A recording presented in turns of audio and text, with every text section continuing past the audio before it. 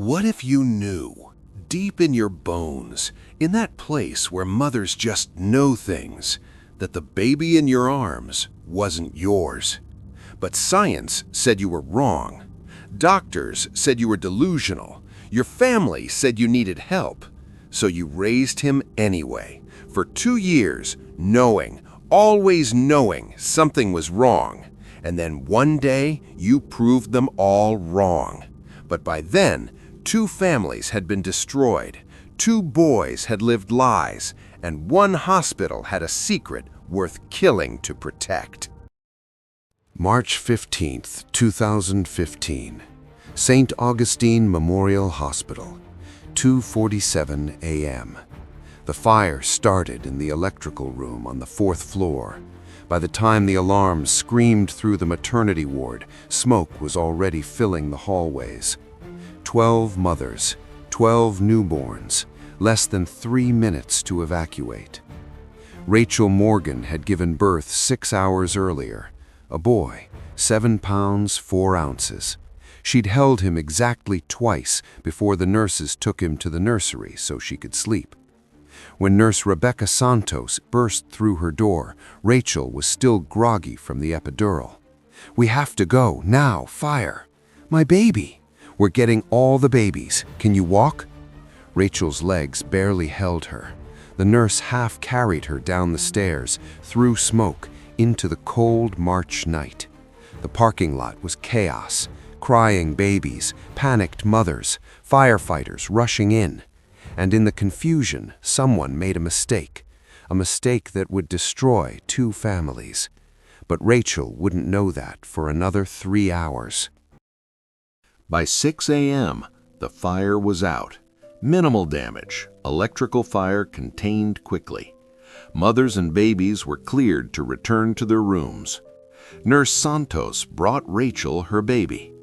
"Here's your little man. He did great through all the excitement." She placed the bundle in Rachel's arms, and Rachel felt it immediately. Something was wrong. This baby felt different in her arms. The weight wasn't quite right. The way he nestled against her, unfamiliar. She unwrapped the blanket, counted his fingers, his toes, looked at his face. "This isn't my baby." The words came out as a whisper. Nurse Santos looked up from her chart. "What?" "This isn't my son." "Mrs. Morgan, you're exhausted. You've been through a traumatic—" "I know my own child." Rachel's voice was shaking, but certain. "I held him. I looked at him. This is not the same baby." The nurse checked the bracelet on the baby's tiny wrist. "Baby boy Morgan, born March 14th, 11:43 p.m. This is your son, Mrs. Morgan." "No, he's not." The nurse's expression changed. Pity, concern, the look you give someone who's not quite right. "Let me get Dr. Reed." Rachel looked down at the baby in her arms. He was beautiful, perfect, but he wasn't hers. And somewhere in this hospital, another mother was holding Rachel's actual son. Dr. Michael Reed had delivered Rachel's baby himself. He'd been an obstetrician for 27 years. He'd seen postpartum psychosis before. "Rachel, I understand you're concerned, but I can assure you this is the baby I delivered last night." "How can you be sure?" "I was there. I saw him. And look." Dr. Reed pointed to a small birthmark on the baby's left shoulder. "This birthmark, I noted it in my delivery report. See?" He showed her the medical chart. There it was. Birthmark, left shoulder, approximately 2 centimeters. Rachel stared at the mark. Had her baby had that mark? She'd only held him twice, in dim lighting. She'd been so exhausted. Maybe... I don't remember seeing that. "Rachel, you went through a very traumatic experience last night. Emergency evacuation, smoke, chaos. Your hormones are everywhere right now. It's completely normal to feel confused or anxious." I'm not confused. I'm telling you. I'm going to recommend you speak with Dr. Ashford. She's a wonderful psychiatrist who specializes in postpartum issues. Psychiatrist. They thought she was crazy. Rachel's husband Nathan arrived minutes later. He'd been home getting Rachel's things when the fire happened. He rushed in, terrified, relieved to see them safe. Thank God. Are you both okay? Nathan, look at him. Really look. Nathan looked down at the baby sleeping peacefully in the bassinet. He's perfect. He's beautiful. Is he the same baby you saw last night? Nathan had only seen their son for about 10 minutes after birth before the nurses took him. He'd been so focused on Rachel, making sure she was okay. Had he really looked at the baby's face? Could he honestly say for certain? Rachel, I think so. You think so? Honey, you're scaring me. What's wrong? This isn't our baby. I know it sounds insane, but I know. I feel it. A mother knows. Nathan looked at Dr. Reed. Dr. Reed's expression said everything. Nathan looked at his wife like she was broken, like something had snapped inside her. And Rachel saw it. The moment her husband stopped believing her. That was the first person who thought she was crazy. It wouldn't be the last. Rachel refused to take the baby home. For 2 days, she stayed in the hospital, insisting they'd made a mistake. Finally, Dr. Catherine Harper, the hospital administrator, agreed to a DNA test. Mrs. Morgan, I want to be very clear. We are doing this to give you peace of mind, not because we believe there was any mix-up. I understand. In my 15 years here, we have never had a baby switch. There's a first time for everything. They swabbed Rachel's cheek, Nathan's cheek, the baby's cheek. Results in 48 hours, Dr. Harper said. Rachel took the baby home because she had no choice, but she couldn't bond with him, couldn't call him by the name they'd chosen, couldn't feel what she was supposed to feel. Nathan watched his wife hold their son at arm's length, literally.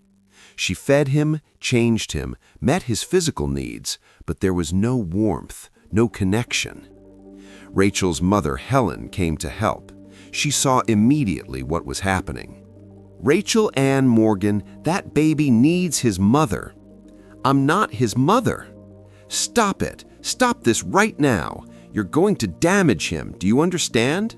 Babies need bonding. They need... He's not mine, Mom. The DNA test will prove you wrong. And then what? You've wasted these precious first days refusing to love your own child?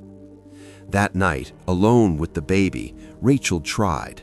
She held him close, looked into his eyes, willed herself to feel it, that overwhelming mother love everyone talks about. But all she felt was wrong. Everything was wrong. The call came at 2 p.m. on a Thursday. Dr. Harper's voice was careful, professional. Mrs. Morgan, we have your DNA results. Rachel's heart stopped. And?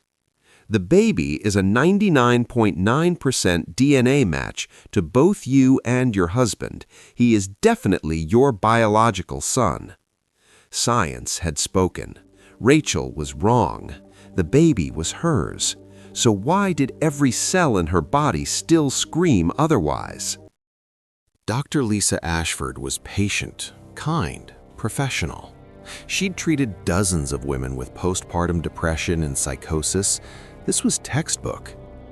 Rachel, postpartum psychosis affects about 1 in 1,000 women. It's not your fault. I'm not psychotic. The DNA test was conclusive. I know what the test said. But doctor, I can't explain it.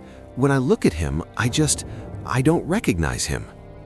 That's actually a documented symptom. Emotional detachment, intrusive thoughts. Sometimes mothers feel like their baby is a stranger. What if it's not a symptom? What if I'm right? Rachel, DNA doesn't lie. Science doesn't lie.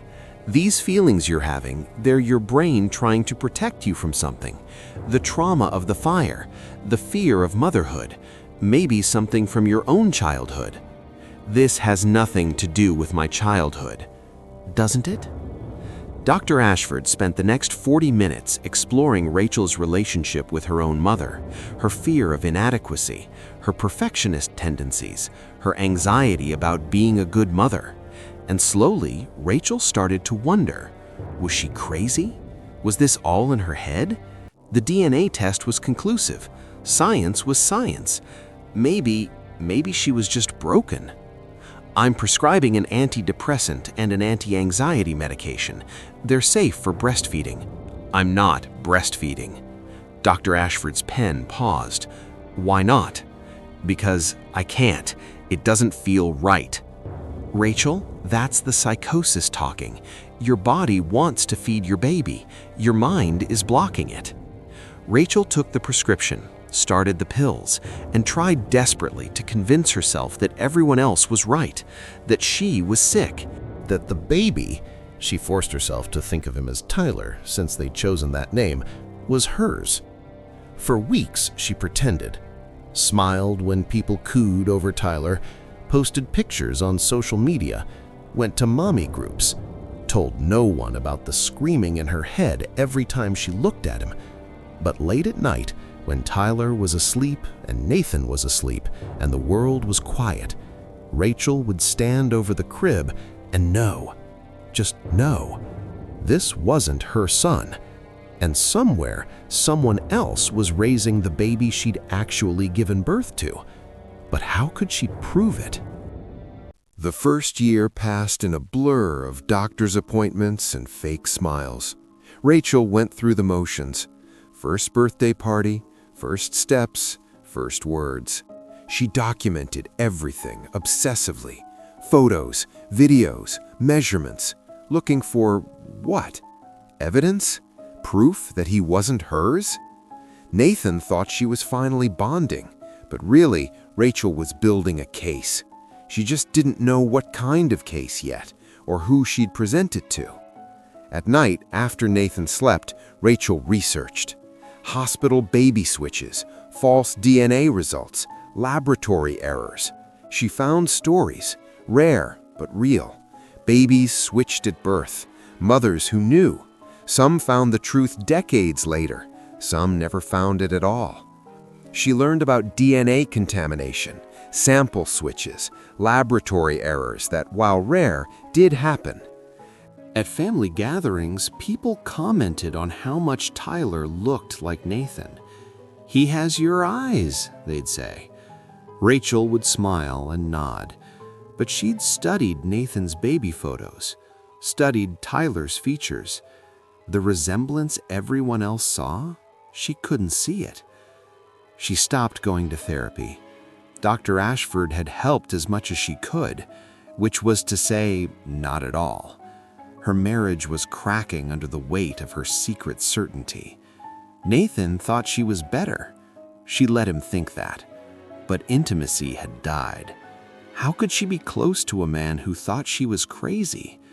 Sometimes, watching Tyler sleep, Rachel would try to feel it, that fierce, protective mother love. She could intellectually care about him. She didn't want him hurt. She wanted him happy and healthy. But the deep primal bond, the one that's supposed to be automatic, it never came. Tyler's second birthday party was at the park. Both families came, friends, neighbors, 20 children running wild, parents chatting. Rachel was taking photos, she was always taking photos, when she noticed another mother doing the same. The woman was standing apart from the group, watching the children with an expression Rachel recognized: longing, disconnect, pain. "Your little one?" Rachel asked, pointing to a boy about Tyler's age. "Daniel, he's 2, same as Tyler." They watched the boys play.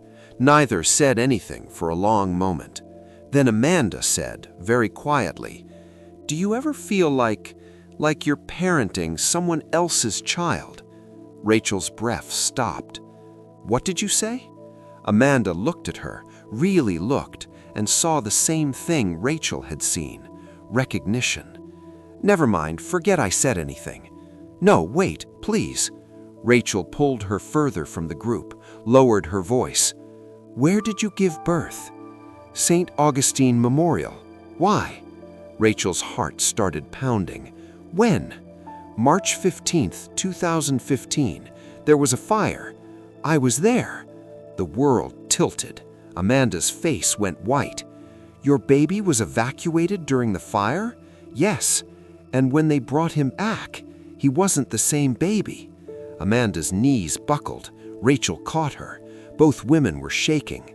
They turned to look at the boys, Tyler, Daniel, playing together in the sandbox. And that's when Rachel saw it, the thing she couldn't see in Tyler alone. But seeing him next to Daniel, they looked like brothers. Same nose, same chin, same way of tilting their heads. Amanda saw it too. Oh my God! Your husband? Rachel whispered. Is he? Dark hair, brown eyes, like yours. Rachel's husband Nathan, blonde, blue eyes. Tyler, blonde, blue eyes, like Amanda, his biological mother. Amanda's husband, Rachel had just met him, dark hair, brown eyes. Daniel, dark hair, dark eyes, like Rachel, his biological mother. The genetics that never quite made sense suddenly made perfect sense if the babies were switched. We need to talk, Rachel said, somewhere private, right now. Because if she was right, if they were both right, then the DNA test results had been wrong. Or worse, they'd been faked. They met at a coffee shop 30 miles from either of their homes, away from anyone who might know them. Amanda looked like she hadn't slept in 2 days. Rachel knew she looked the same. I thought I was going insane, Amanda said. So did I. Everyone told me I was. Amanda pulled out a folder. I've been documenting everything for 2 years. Photos, measurements, medical appointments. Rachel pulled out her own folder. Same. They laid their evidence out on the table.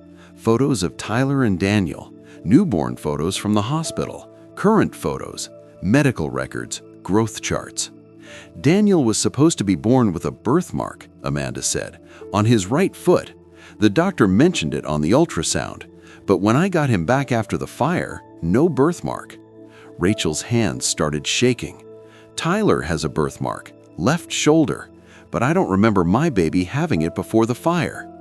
The DNA test, Rachel said. You had one? Yes, 99.9% match. Same. But what if they switched the samples or contaminated them or just faked the results? Why would they? To cover up a mistake. Rachel thought about it. A BB switch in a hospital. The liability would be enormous. Lawsuits, reputation, careers destroyed. How much would a hospital pay to hide something like that? Rachel wondered aloud. Millions. We need another DNA test, independent lab, no hospital involvement. They'll think we're crazy. I don't care anymore. Amanda looked at the photos of Daniel. If we're right, I've spent 2 years raising your son, and I've been raising yours. And if we prove it, then what? We just switch them back? The full weight of it hit them both. If they were right, 2 two-year-olds would be ripped from the only mothers they'd ever known, sent to live with strangers, even if those strangers were their biological parents. Maybe, Amanda whispered, maybe we should just let it go. They're happy. They're healthy. Maybe the truth will hurt more than it helps. Rachel looked at the photo of Tyler, the little boy she'd raised for 2 years but never quite loved the way she should. And somewhere, her actual biological son Daniel was being raised by Amanda, growing up with a woman who probably loved him the way Rachel should love Tyler. I can't let it go. I need to know, even if the truth destroys everything. Amanda was quiet for a long time. Then she nodded. Okay, let's find out the truth. What they didn't know was that the hospital had been watching, waiting for this moment, and they would do anything to keep the truth buried. Gene Trust Labs, private, confidential, independent. Rachel and Amanda brought their sons in together. Benjamin Torres, the technician, sensed something unusual about the request. You want to test both boys against both mothers? Yes. May I ask why? We were both in a hospital fire during delivery. We think there might have been a mix-up. Benjamin's expression changed. He'd heard stories like this before. Rare, but real.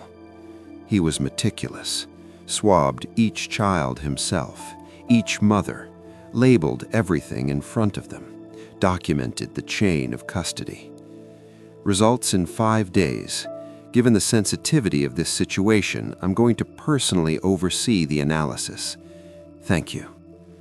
As they left, Benjamin looked at the samples, then looked at the boys. One blonde, one dark-haired. Tyler looked like Amanda. Daniel looked like Rachel, but they were with the wrong mothers.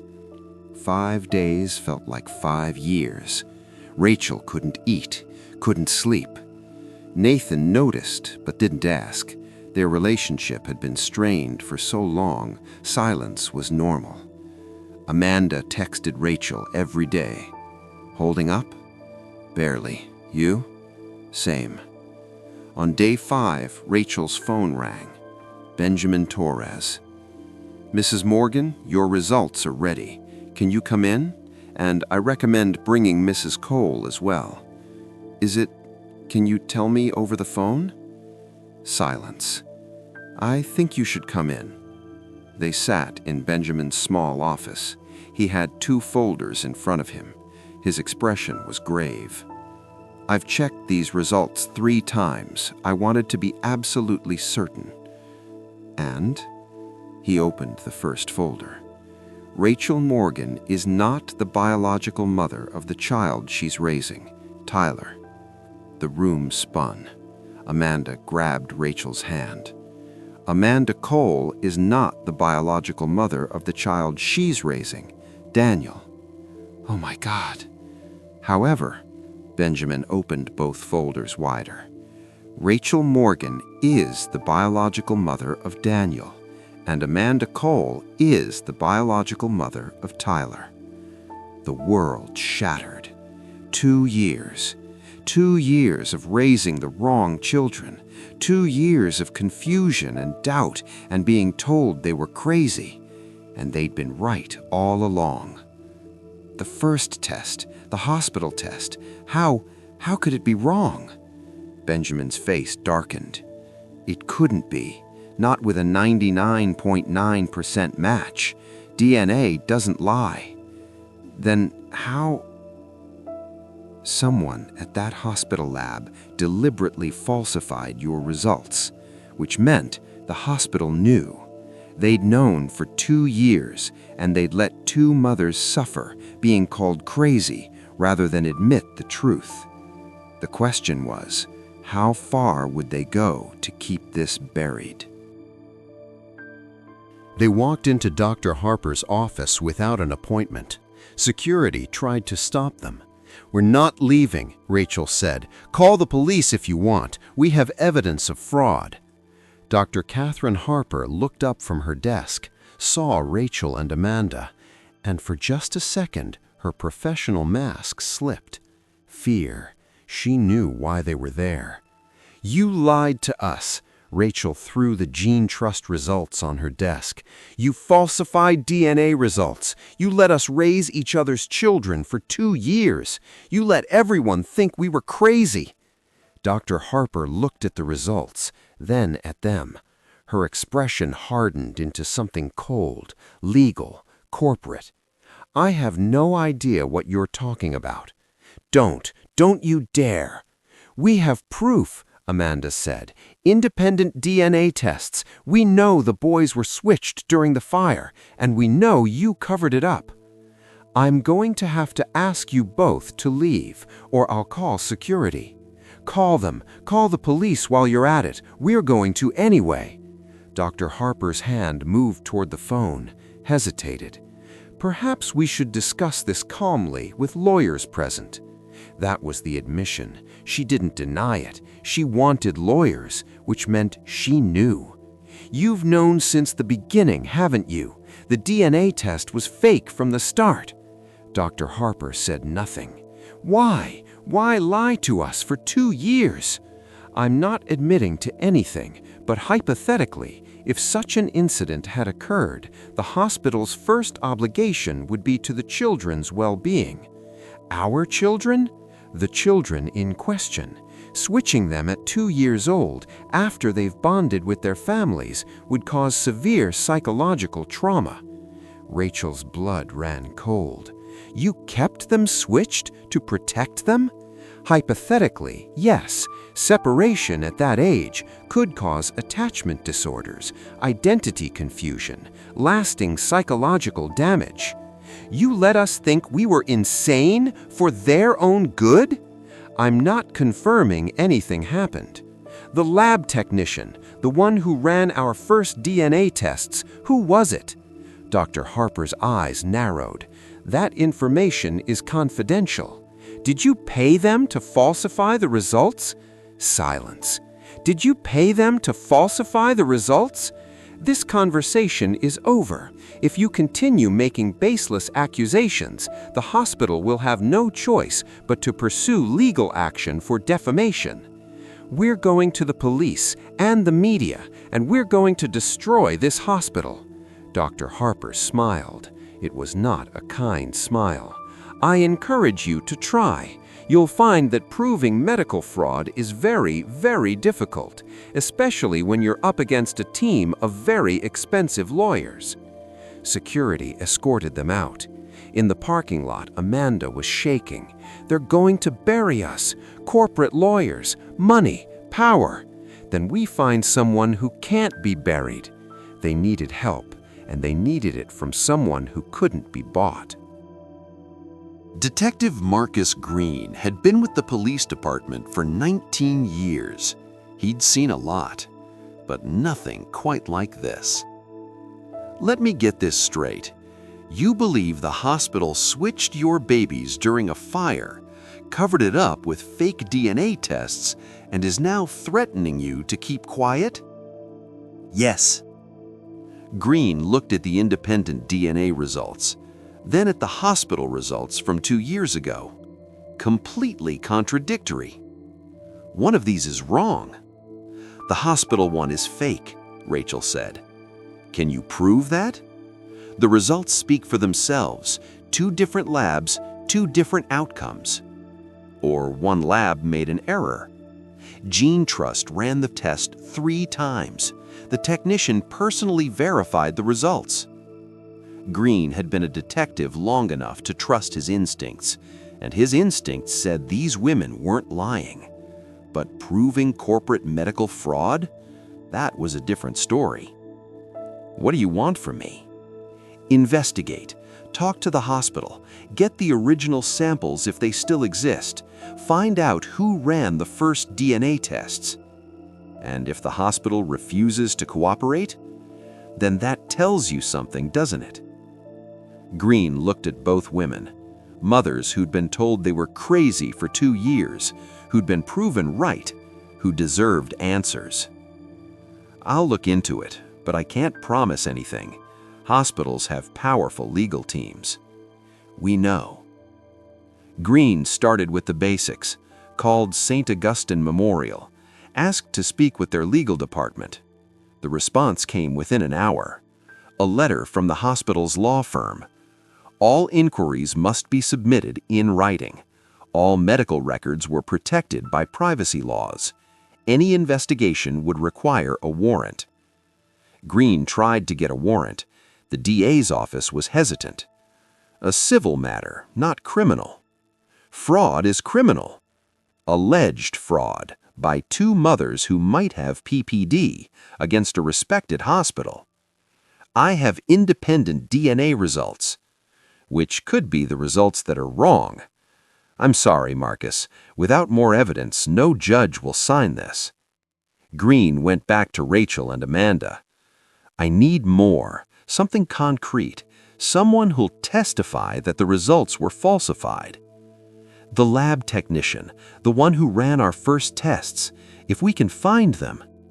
The hospital won't give me that information without a warrant, and I can't get a warrant without evidence. Catch-22. Exactly. Amanda pulled out her phone. The hospital sent me a copy of my results 2 years ago. Let me check. She scrolled through old emails.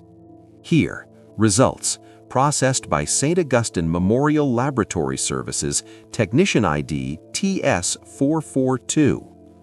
That's a start. I can make some calls, see if anyone knows who TS442 is. Green spent 3 days working his sources, hospital employees, former employees, people who owed him favors. Finally, a name. Thomas Shaw, lab technician, worked at St. Augustine Memorial from 2010 to 2016, left abruptly in January 2016, 10 months after the fire. Green found Shaw's last known address, a small apartment in a neighboring city. But when he knocked, a different name was on the mailbox. Shaw had moved, no forwarding address, dead end. Or so it seemed.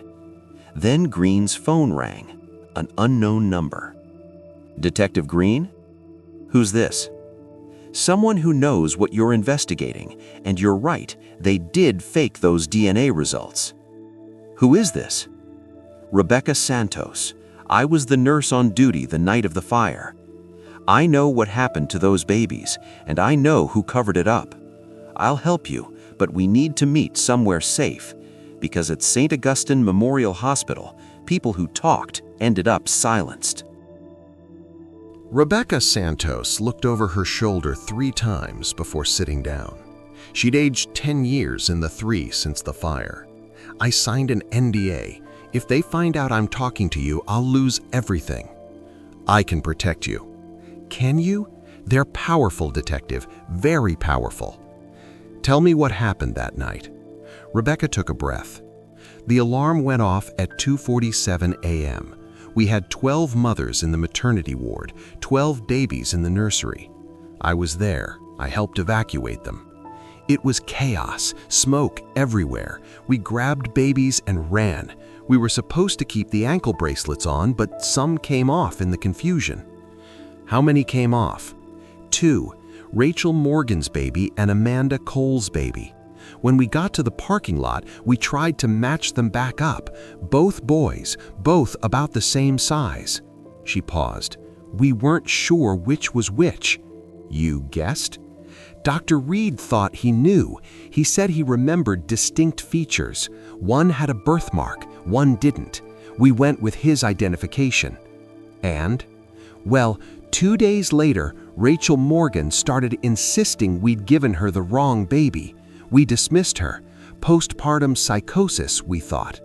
But then Dr. Harper ordered DNA tests to prove Rachel wrong, to shut her up. And when the results came back, Rebecca's hands shook. They never did, not the real ones. Explain. Thomas Shaw ran the tests. He came to Dr. Harper privately, told her the results showed Rachel was right. The babies had been switched. And Harper did what? She panicked, called an emergency meeting with the hospital board. Legal was involved, risk management, everyone. And they decided to bury it. Shaw was paid $50,000 to falsify the results, to make it look like each mother had her own biological baby. They paid him to fake DNA tests? They said it was for the children's benefit, that switching them back at that point would cause more harm than good, that the kindest thing was to let them stay where they were. Kindest to who? The children or the hospital's liability insurance? I know how it sounds, but they convinced us it was the right thing to do, for the babies. And Rachel, Amanda, you let them think they were insane. We thought they'd eventually bond, that mother love would overcome biology. Where's Thomas Shaw now? I don't know. He left the hospital 10 months after the fire. I heard he moved out of state. Convenient. But I kept something, insurance, I guess, in case this ever came out. She slid an envelope across the table. Inside, photocopies of the original, real DNA results, the ones that proved the switch. "You've had this for 2 years? I was scared. I still am. Will you testify? If you can guarantee my safety and my job, I have 2 kids of my own to feed. I can't promise anything except the truth comes out." Rebecca looked at him for a long moment, then nodded. "Then let's bring them down." With Rebecca's testimony and the original DNA results, Green finally had enough for a warrant. But when he went to execute it, he'd discovered the hospital had been preparing for this moment for 2 years, and their defense was devastating. The hospital didn't wait for charges. They struck first. Within 24 hours of Green's warrant being issued, they filed a lawsuit against Rachel, against Amanda, against the police department. St. Augustine Memorial hired the best defense firm in the state. Their argument was simple and devastating.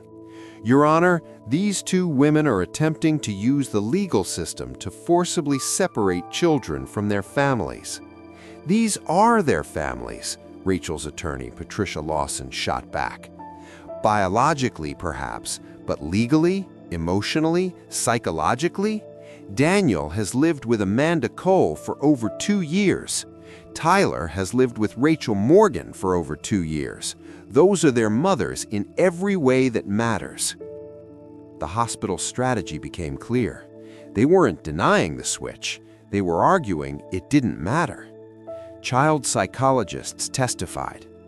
Removing a child from their primary caregiver at age 2 would cause severe attachment trauma. The biological connection is less important than the psychological bond. These children know only one mother. Switching them now would be cruel. Rachel sat in court listening to experts explain why she shouldn't get her biological son back, why the hospital's lie was actually mercy, why the truth would only hurt everyone. Amanda broke down on the stand. "I love Daniel, I do. I've raised him for 2 years, but he's not mine.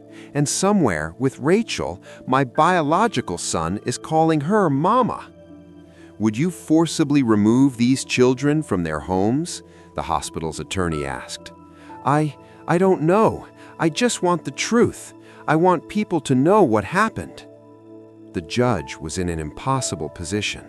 Clear medical fraud had occurred, but the victims were now the parents who'd been lied to, and the innocent parties were the children. "I'm ordering a full investigation into the hospital's conduct. Dr. Harper, you will cooperate fully with law enforcement." A small victory. "However, I'm also ordering a full psychological evaluation of both children before any custody decisions are made. The children's well-being is paramount." "Your Honor," Patricia stood, "these women have a right to their biological children. And these children have a right to stability. We will proceed carefully." Carefully meant slowly. Psychological evaluations took months.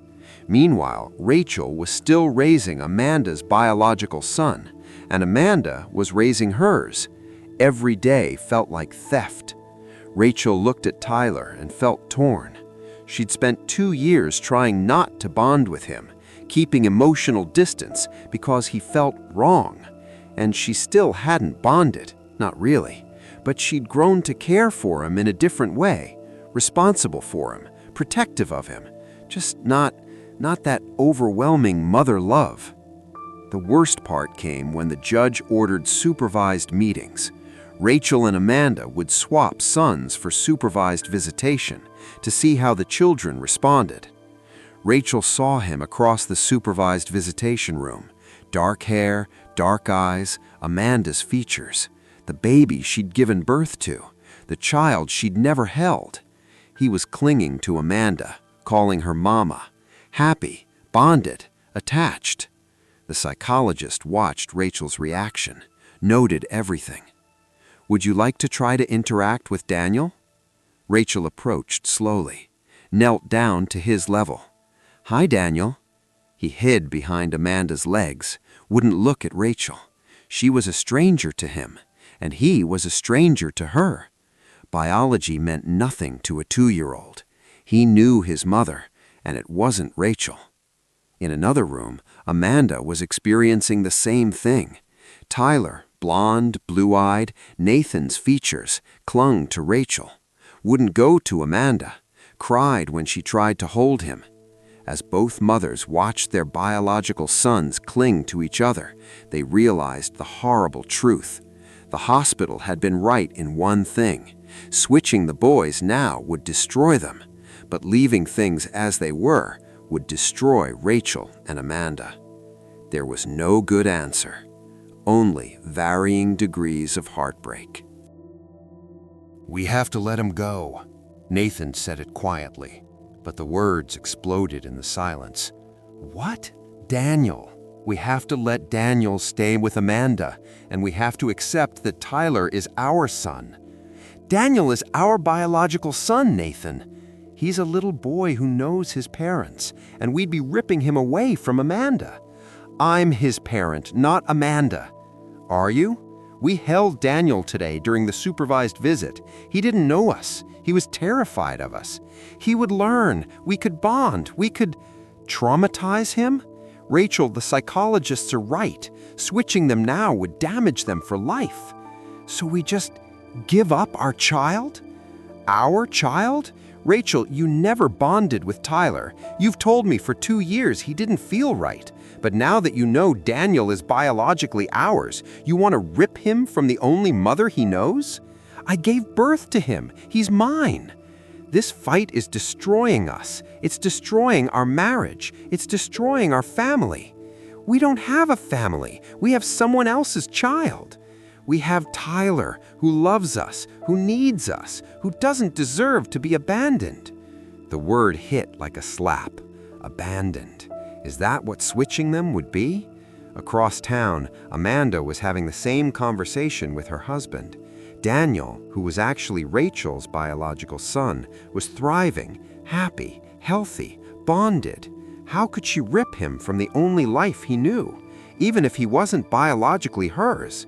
Even if her real biological son was with Rachel? Rachel and Amanda met in secret. No lawyers, no husbands, no psychologists. Just 2 mothers trying to figure out the impossible. "I can't do it," Amanda said. "I can't take Tyler from you. I can't give up Daniel. I can't do that to them." "But they're not ours." "They are. Biology doesn't make a mother. 2 years of midnight feedings and first steps and scraped knees and bedtime stories, that makes a mother." "But our biological children are with the wrong mothers." "Are they? We've been their mothers for 2 years. Biology doesn't erase that." "But it should matter, shouldn't it?" "Maybe. Or maybe what matters more is who loves them, who knows them, who they call mama." Rachel thought about the supervised visit. Daniel crying when she tried to approach, running to Amanda for comfort. Tyler at home, finally starting to call Rachel mama now, after 2 years of distance. If we leave them where they're happy, what was the point of all this? We proved we were right. We proved the hospital lied. And then we, what? Just accept the lie? Maybe the lie became the truth. 2 years is a long time in a little boy's life. That's when Patricia called, Rachel's lawyer. The hospital is offering a settlement, $10 million, split between Rachel and Amanda in exchange for dropping all charges, signing NDAs, and legally agreeing to leave the boys with their current families. They're trying to buy our children? They're trying to make this go away. No, we're not. Rachel, think about it. The boys stay where they're happy, you get financial security, the truth comes out, we make sure of that in the settlement, the hospital faces consequences, everyone wins. Everyone except me. I don't get my son. You never really had him. Neither of you did. The switch happened too late to fix. Rachel had 48 hours to decide. Accept the money and the lie, or keep fighting for a truth that would destroy 2 children's lives. There was no good answer, only the least terrible one. Rachel held the pen. The settlement agreement was 50 pages long, but it came down to one thing: walk away. $5 million to Rachel, $5 million to Amanda. Full public disclosure of the hospital's fraud. Dr. Harper forced to resign. The hospital's laboratory practices investigated and reformed. Criminal charges against those who falsified the DNA results. In exchange, Tyler would legally remain Rachel and Nathan's son. Daniel would legally remain Amanda's son. No custody challenges, ever. "You don't have to sign," Patricia said gently. "What's the alternative?"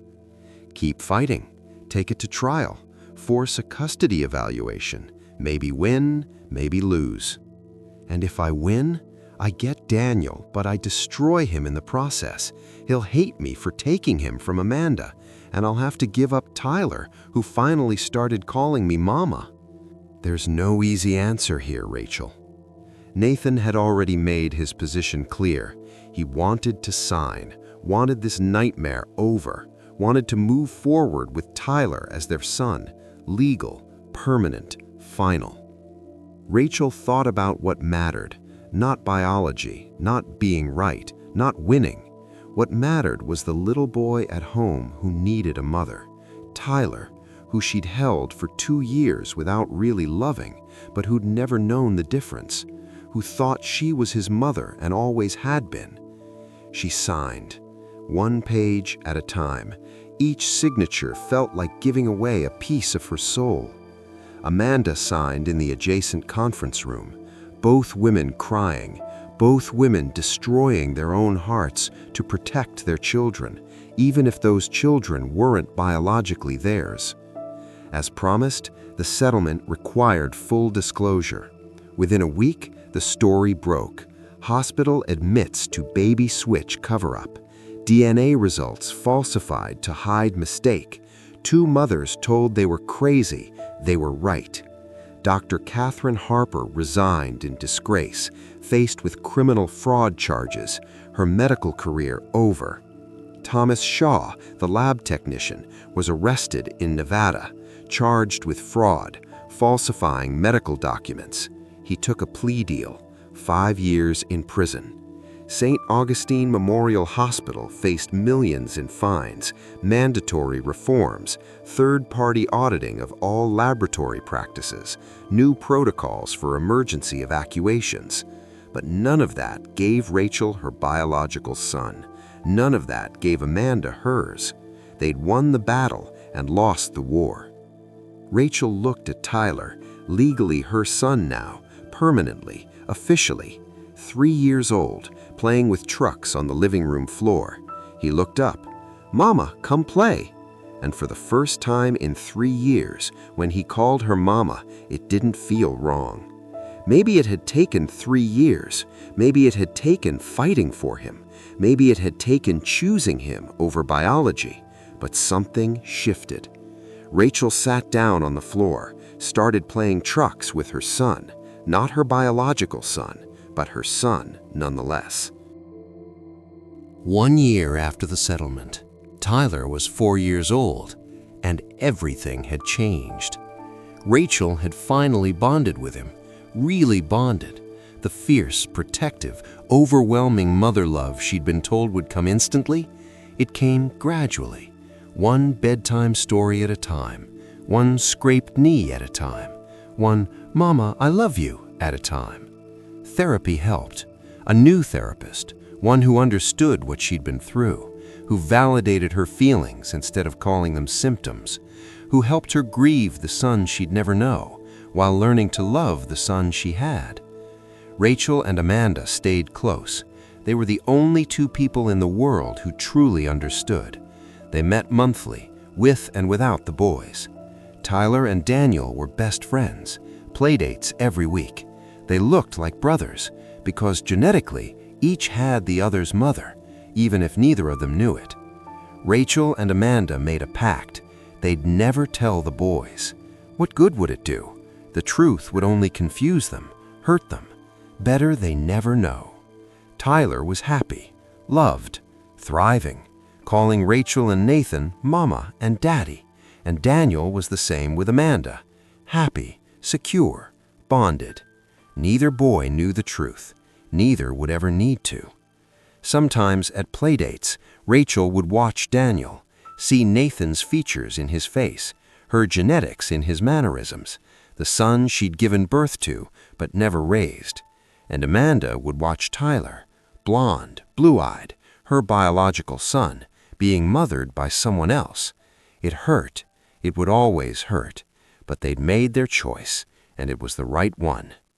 Rachel's marriage to Nathan slowly healed. The strain had almost destroyed them, but working through it together, choosing to stay, choosing to try, made them stronger. Rachel used part of the settlement money to start a foundation, Mother's Intuition Foundation, advocating for mothers whose concerns were dismissed, improving hospital protocols for baby identification, pushing for better emergency procedures. She spoke at medical conferences. Hospitals invited her to train their staff. Her story, edited carefully to protect the boys, became a cautionary tale. Listen to mothers. They know. Amanda's path was similar, learning to love Daniel, grieving her biological son, Tyler, finding peace in the impossible situation. The boys grew up unaware, friends who looked different but acted like brothers, played together, bonded, neither knowing they'd been switched at birth, neither knowing the women they called Mama had fought a war to discover a truth they ultimately chose to hide. On Tyler's 5th birthday, Rachel stood in his bedroom doorway, watching him sleep, and realized something profound. She loved him, completely, irrevocably, the way she'd been told she should have loved him from birth. Better late than never. This story is a reminder that maternal instinct is real, that science can be wrong, that truth matters, even when it's painful, and that family isn't always about biology. It's about love, sacrifice, and choosing each other every single day. If you or someone you know has experienced medical errors, trust your instincts, get second opinions, fight for the truth, because sometimes the mother knows.